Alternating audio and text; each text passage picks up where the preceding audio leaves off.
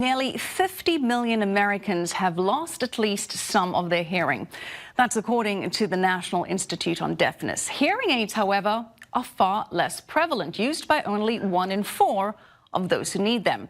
And price is a big factor here. A typical pair of premium hearing aids costs between $5,000 to $8,000.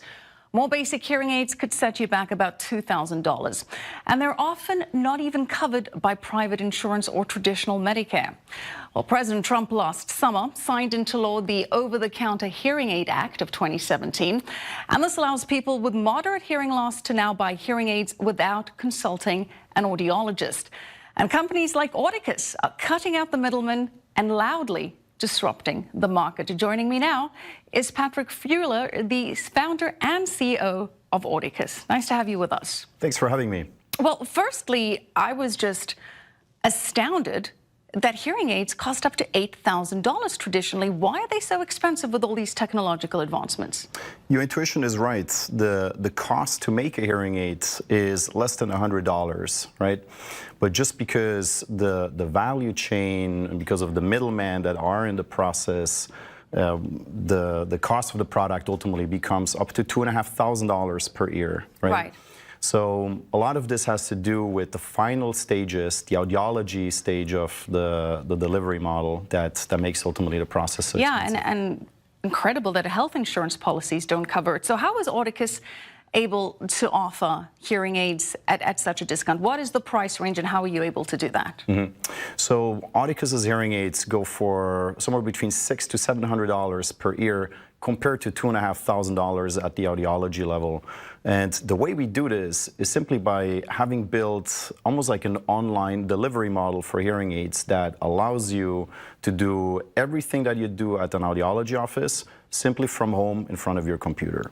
So you can essentially do a hearing test on our site, you can select the right product right off the site, and ultimately have a tailored, customized hearing aid shipped to you within a matter of a few clicks of a button. I spent some of this afternoon doing your online hearing test, plugged my headphones into my computer, listened for the tone, clicked when I could hear it.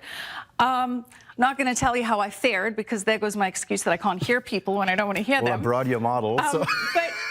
But how did you design that? I mean, can you really cut the audiologist out of the process? Do you get the same precision and accuracy? Yeah, so the most important part when you ultimately deliver a hearing aid is, number one, that you customize the hearing aid to someone's specific hearing test results, which we can now do because our test is very accurate, right?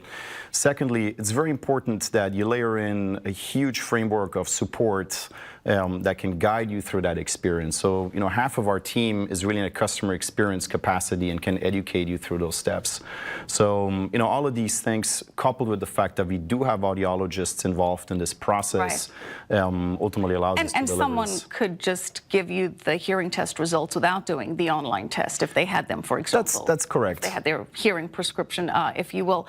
But it's safe to say that the majority of people needing hearing aids are older. Are they comfortable using this kind of technology?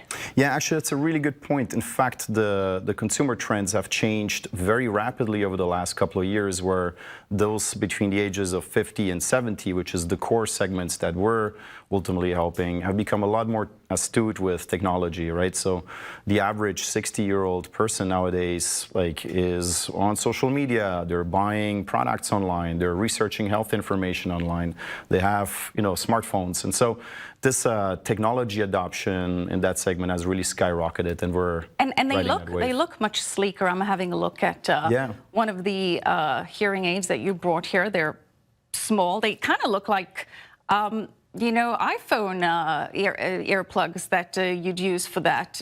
Is that helping, the fact that people are now sticking things in their ear?